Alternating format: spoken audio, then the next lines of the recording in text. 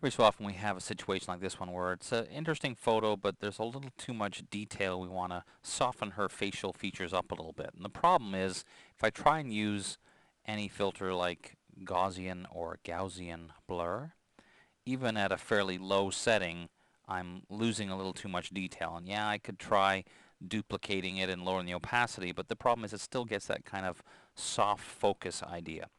So this is where one of the new CS2 filters comes to the rescue. I'm going to duplicate the background layer, Command or Control J, and this time when I go to blur, I'm going to use surface blur.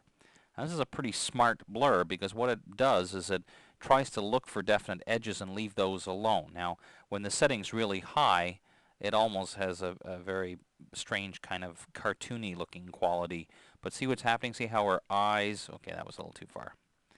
Her eyes and the shape of her nose and her lips, those haven't been affected. That's actually kind of a cool effect there, but that's not what we're talking about.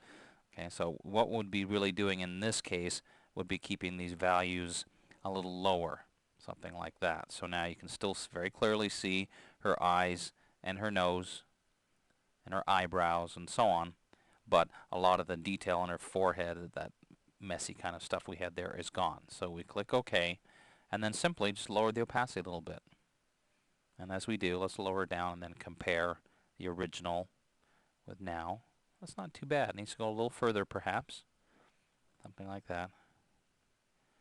See, it does a nice job. It's still looking a little artificial, but that's okay because we can always lower the opacity. Now, of course, we could also add a layer mask if we wanted to and be more selective to say, for example, I don't want it on her hair at all. So let's take our paintbrush, make it a little bigger, and basically mask that part completely so that this effect we're getting with the blurring doesn't affect that at all.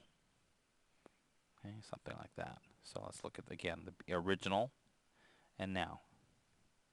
It's a subtle difference, but that's the point. That's what we're going for, is try and make it just different enough that we remove some of those obvious blemishes without blurring out too much detail. So check it out.